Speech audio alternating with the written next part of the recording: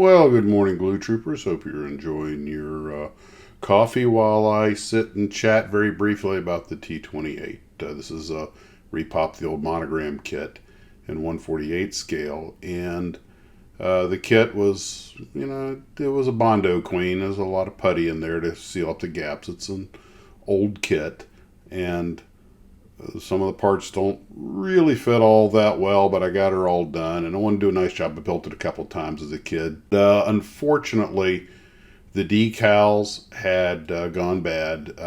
I first started putting them on. They went on without any trouble the first couple of stars and bars, but as I started using others, they started crumbling in my hands. I managed to salvage the critical decals, the 4 stars and bars, and the both USAFs, although the one on the bottom wing's a little rough, and the logo for the tail. Pretty much some of the smaller decals, like writing around the cockpit and stuff, they give you 2 of those. Came out okay, but for the most part, the rest of them just disintegrated. And I thought about digging around in the spares to see if I had something to replace them with, but I couldn't find anything that really looked right. But then I realized one of the nice things about these basic kits is you really don't get too in the weeds with them.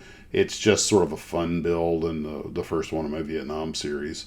So I was like, you know what? I'm just going to go with what I got. And thankfully, under Machat's law, no 2 airplanes are painted the same. I found plenty of reference photos of T-28s that really didn't have a lot of markings and numbers on them. So I'm like, you know what? It'll do as a generic T-28. And we'll just assume she's out of the paint shop and waiting squadron service.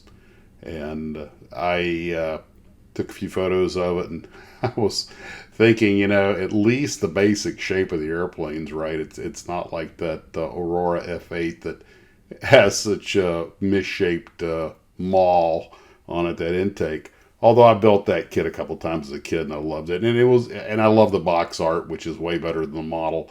But anyway, that's where we're at with that. So it's off to other models to build later today. I just see how the day, a lot of things to do today, so we'll see how the day goes. But anyway, at least I remember to put some weights in the nose, so I don't need this little stick they give you to put under a little clear rod. I don't need that. It does stay on its nose.